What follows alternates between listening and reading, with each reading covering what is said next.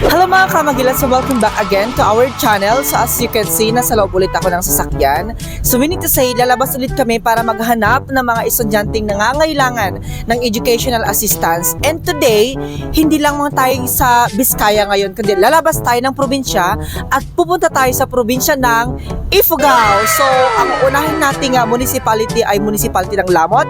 So didiretso tayo ngayon sa Ifugao State University Lamot Campus at maghahanap ng mga tambay ng mga estudyante na walang ginagawa at nag-aantay lang ng kanilang klase. So, without further ado, mga kamagilas, samahan nyo ako at puntahan natin ang Ifugao State University Lamot Campus. So, see you!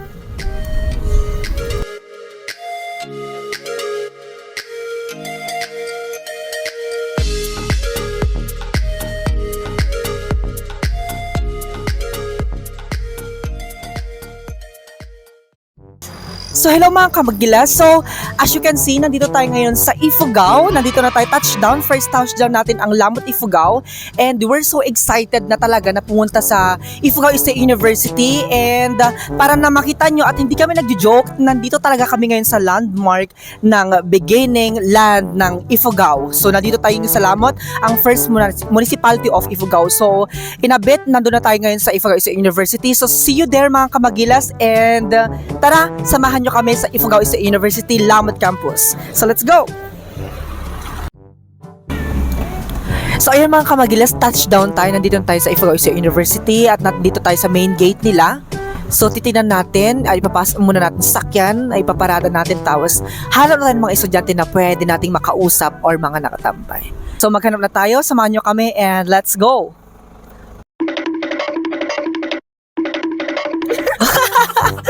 Mukhang ayaw nyo. Mag-aas lang kami ng questions sa inyo. Okay lang ba? May prizes siya. Okay. Pero pag on the go, okay. So let's trivia lang siya, madaling trivia. Ang activity natin, ang title activity natin is Take It or Live It. Okay, kung pataas ng pataas yung price niya, kung hangga't kaya yung sagutan, go lang. Pero pag di mo na kaya at feeling mo okay na sa yung price, is stop na natin, ganun siya. Sino sa inyo sasagot? Ikaw muna. Siya muna. Okay. Ay, by the way, anong name mo, ate? Siya muna. Anong name mo, te? Ay, Cyril Nalunne. Cyril? Cyril? Nalunne. Anong kurso mo dito? Bachelor in Secondary Education.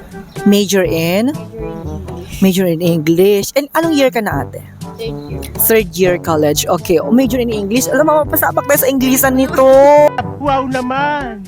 Wow! Wow! Charot.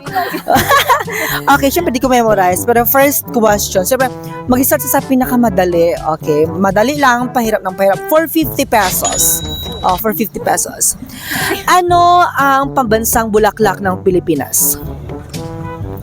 Sampaguita po. Sampaguita is correct. Okay, so may 50 pesos ka na. Gusto mo bang i-continue or stop na? Ako po yung sasagot. Ikaw lang. Hanggang sa ano? Ikaw. Ano?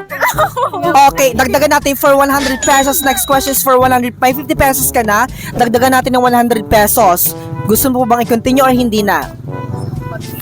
Continue, okay. For 100 pesos, may 50 pesos ka na, ate. Galingan mo. Baka umabot na 1 million to. Wow.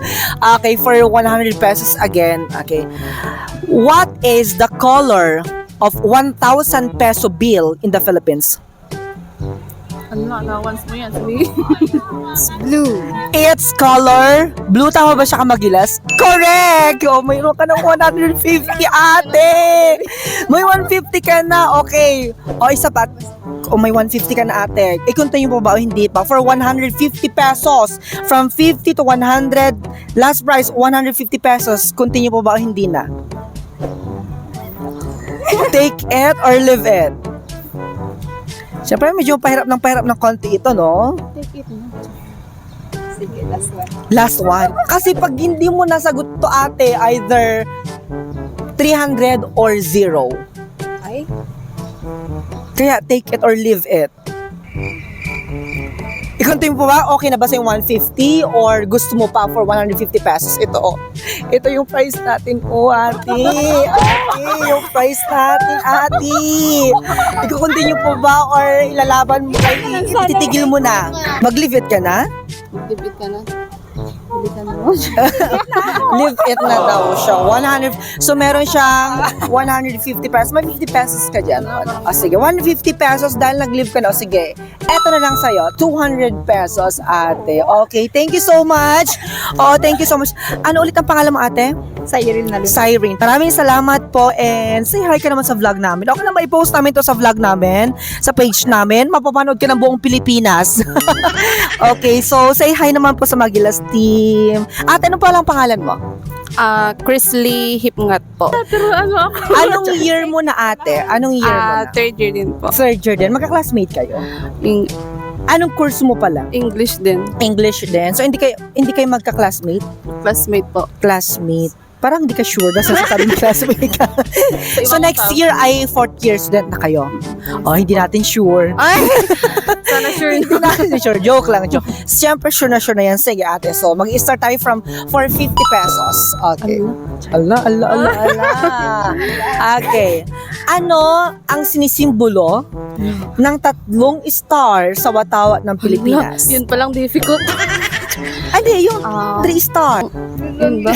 Luzon? Luzon, Visayas, Mindanao? Luzon, Visayas, and Mindanao. That's correct. Mukhang hirap pa siya doon sa 3 stars.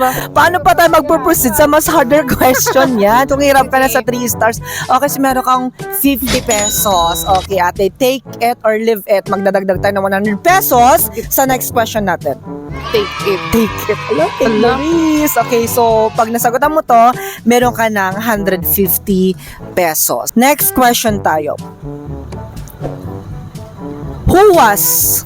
Hello, English. Oh, sorry, English. Oh my goodness. Oh my God. Mahirap ba to? Who was the first president of the Philippines?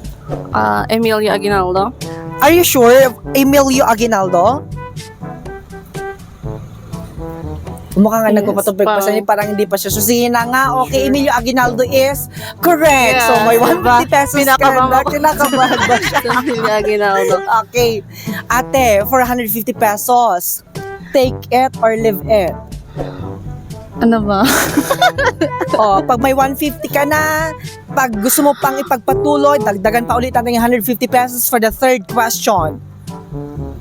Either zero, either nothing, or 150 pesos. Take it or leave it. Leave it ko na. I-leave it na din. I-leave it na din. Ang grabe naman kayo sumuko agad. Ang dali-dali ng tanong natin. O, dahil sa leave it, ate, meron kang, ganyan kay ate, meron ka ding 200 pesos. Okay. Hindi na makamamali ako. So, meron ka ng pang-load, 1 linggo na yan, may pangkain pa kayo, di ba? Okay. So, pasalamat naman po tayo kay Kuya Jun, yung founder po ng ating Magilas Foundation. Say hi naman kay Sir Jun. Hello, sir. Thank Hello. you po. Ayan. Okay, so mga kamagilas, hanap pa tayo ng ibang mga estudyante. And may nakita ako doon, sobrang dami na grupo. And punta natin sila. Let's go. Let's go.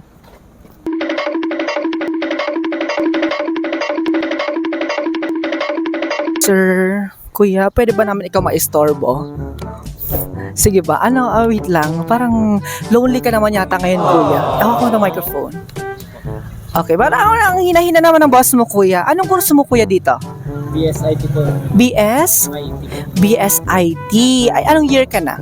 First year pa lang po. Itutok mo yan, kuya. First year pa lang po. First year college. Okay. So, ilang taon ka na, kuya? 19 po. 19. Taga dito ka ba sa Lamot? Hindi po po. Taga saan ka? Sa Asipulo po. Asipulo. Ay, apakala, ang layo mo naman. Asipulo, where's Asipulo? Ay, doon sa may Kalinga? Ay, Kalinga, Kiangan. Po sa taas ng Kayangan po. Ah, okay. Sige. So, okay lang ba sa'yo na tanungin ka namin ng mga questions tapos yung question ay may kaakibat na prizes? Pwede po pag kung masasagot ko. Oh, syempre masasagot mo, dali lang naman yun. Magtatanong kami ng question na para sa'yo, madali lang siya, pahirap ng pahirap. Ang title ng activity natin ngayon, activity 50 ng game natin ngayon is take it or leave it. So from lowest money up to hanggang saan yung kaya mong sagutin. So meron siya kaakibat na premyo. Okay lang ba yon? Sige po. Okay, sige. For first question, for 50 pesos. For 50 pesos, okay ka na ba? Okay lang ba na tanungin na kita? Sige po. Okay, madali lang naman ito, kuya. What is, di ba ID ka, sabi mo kanina, no? What is the center? Hoy, hala, science! What is the center of the solar system? Pang elementary. Sun po. The correct answer is, ulit? Sun. Parang hindi ka sure sa sagot mo, kuya. What is the center of the solar system? Hindi siguro. Ang sagot niya ay sun. Tama ba ka Magilas? The answer is correct, sun. So meron ka ng 50 pesos. Okay, so ngayon dagdagan pa natin yung tanong. For 100 pesos naman, may 50 pesos ka na, dagdagan natin ng 100 pesos. Okay pa ba sa'yo? Gugo ka pa ba o hindi na? Sige po. Sige pa daw. So may 150 ka na kapag nasagot mo ulit itong tanong namin. Ay, wala kayo. Who is our national hero? 400 pesos. Jose Rizal. The answer is? Jose Rizal. Pwedeng lakasan mo ng konti, kuya. Jose Rizal. Jose Rizal is correct. So meron ka ng 150 pesos. Now, the question is, take it or leave it. Kapag tinake mo siya, meron ka ng 150 pesos. Pero kapag ginaw mo pa siya, magdagdag ulit tayo ng 150 pesos sa next question. Pero pag di mo nasagot yung third question natin, kuya, zero na ha. Wala kang makukuha. So, ang tanong ko sa'yo, kukunin mo na ba yung 150 pesos or mag-go ka pa? Sige lang po. Mag-go ka pa? Sigurado ka dyan ha, pag di mo ito nasagot, kuya, wala kang makukuha. Okay lang kapag? Okay lang daw. Sige. Ala. Okay, next question. Stop. Hindi naman sobrang hirap. 450 pesos. Pag nasagot mo ito, may 300 ka na. Okay. Ano ang ibig sabihin ng acronym na KKK? Yung code ko. Meron kang ilang segundo to answer. KKK. Kataas-taas ang kagalang-galang katipunero po. Kataas-taasang kagalang-galangang Katipunero. Katipunero. katipunero. At ano ulit yung sagot mo kanina sa KKK? Kataas-taas ang kagalang-galang katipunero. Kataas-taasang kagalang-galangang katipunero daw. Tanggapin na ba natin yon? Kasi ang ibig sabihin ng is kataas-taasang kagalang-galangang katipunan ng mga anak ng bayan. Pero dahil sa katipunero, katipunan ng mga anak ng bayan or katipunero in short, sige, tanggapin na natin. So, congratulations kuya, meron kang 300 pesos. So, ngayon, dagdagan natin yon. Kung kaya mo pa, meron ka ng 300 pesos kuya. Dagdagan natin ng 200 pesos, magiging 500 to. Pero make it sure yung last question natin is precise na yung sagot mo and tamang-tama talaga siya. Go ka pa ba? 500 pesos or 300 pesos? Sige lang po. Yan lang siya. Ang tapang naman ng estudyanteng to. Sigurado kapag mali na sagot mo dito, wala kang makukuha. Okay lang. Wala kayo. Ang tapag, ganyan pa ng mga IT students to. Siguro malaking allowance dito. Okay, for 500 pesos. Okay. Dahil sa medyo hirap-hirapan natin ng konti ito. Mag-math naman tayo. Okay, sige. IT student naman siya. So, malayo sa kursong kinuha mo, ang tanong ko, what is the highest mountain in the Philippines?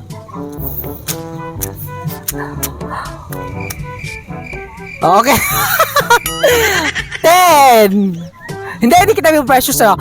Either 500, sigurado ka sa what is the highest, sabi mo kasi go ka 502 kuya may 300 ka na kanina. Pag di mo to nasagot, 0 ka. What is the highest mountain in the Philippines? Hala, sayang. Good ka pa lang. Ay, sayang, kuya. Ang sagot ay, nagulahan ka sa isip mo. Ang sagot ay Mount Apo. Hindi mo kilala si Mount Apo. Sayang, kuya. Ano ulit ang pangalan mo? Steven Daulayan po. Hindi ko naintindihan. Bakit yan mo sa mic? Steven Daulayan. Steven Laulayan. Ilang taon ka? Daulayan. Ilang taon ka na, kuya, ulit? 19 po. 19. I'm so sorry. Pero, nice try. Thank you so much. Gusto ko yung tapang mo. Maraming salamat. Tinanong tayo pero hindi siya nakasagot. Sayang naman. Road to 500 pesos na meron na siyang 300 pesos pero inayawan kasi niya. Nag-go pa siya pero I like his, yung bravery na meron siya. And, feeling ko talagang matatapa ang mga taga-ifo sa mga challenges. So, kuha pa tayo ng grupo. Baka makakita tayo ng grupong mas hype pa, di ba? Mas hyper. So, samahan niyo ako Magilas and let's go. Ayan, so dito tayo ngayon sa food court ng IFSU. Pero maghahanap tayo ng mga nakatambay. Ay, ayun, may nakita ako doon. May nakita ako mga nakahawak ng gitara. Ganon. Gusto ko to. Saan ba yung proper way dito?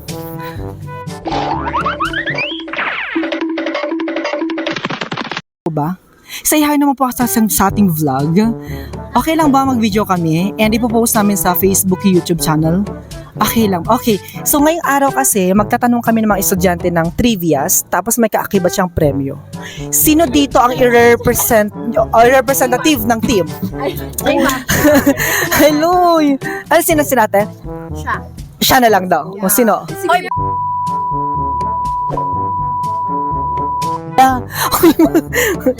Okay lang ba? So, ang challenge natin ngayon is I take it or leave it. Bawat question natin, pataas ng pataas yung premyo niya. Hanggang saan yung maabot mo. Pero kung feeling mo satisfied ka na sa premyo, pwede mo na siyang i-stop and then grab mo na yung money. Ganun siya. Okay ba? Okay lang. Si ate. Anong pangalan mo, ate? Ash po. By the way, anong department kayo? Department of Education po. Eduk. Ang mga anong majors kayo? BEE. Ay, EED. BEED kayo. Elementary Education. Okay. So, first, EED si generalist tong mga to. So, dapat talagang generalist. Okay. First question. Ikaw ang sagot, ate. Anong pangalan mo, ate, ulit? Ash po. Ash. And you? Lexi po. Lexi, kuya? Robin. Padilla? Okay. Ako ba, ate? Mikey po. Mikey and? Jane po. Jane? Mike. Okay, first question for 50 pesos. Go.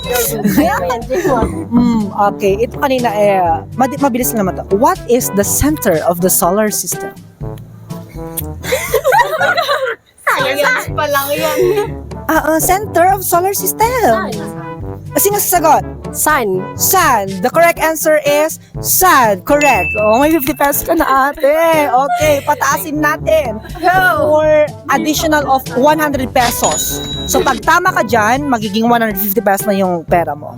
Go. Go. Okay. What is the color of the highest bill in the Philippines? Money bill. 1,000 pesos. Anong kulay niya? Sino sasagot?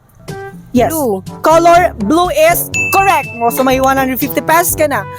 Another 150 pesos. Mag-go ka ba, ate, or kukunin mo na yung pera? Go. Go ka. Sige.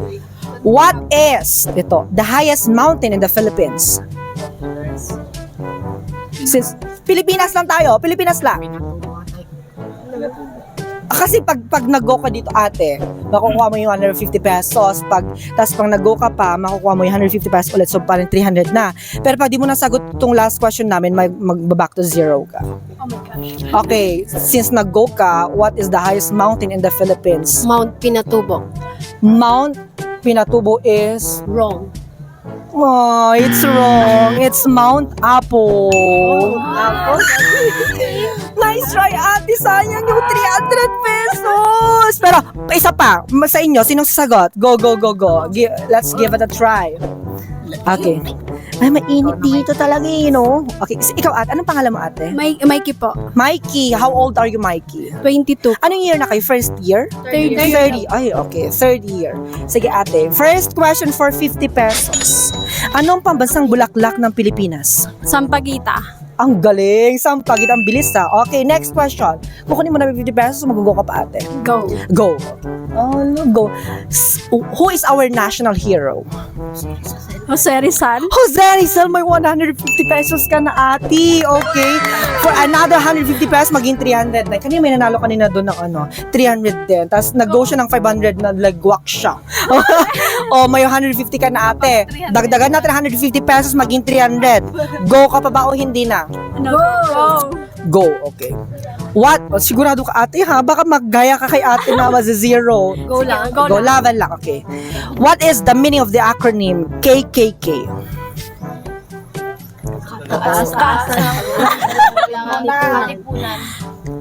Kataas-taasang kagalang-galangang katipunan ng anak ng bayan. Tama, may 300 pesos na siya. Ate, okay, itong last na tanong ko sa'yo. Kukunin mo na ba yung 300 pesos or magdadagdag pa tayo ng 200 to go with 500 pesos? Kunin na po. Oy, 300 pesos kaya ate. Congratulations. May pangkain na daw sila. May pang milk tea na ba yan? Thank you so much. Say hi to the vlog. Magpasalamat naman po tayo sa ating founder, kay Kuya Jun. Thank you so much po. Iba talaga ang mga teachers.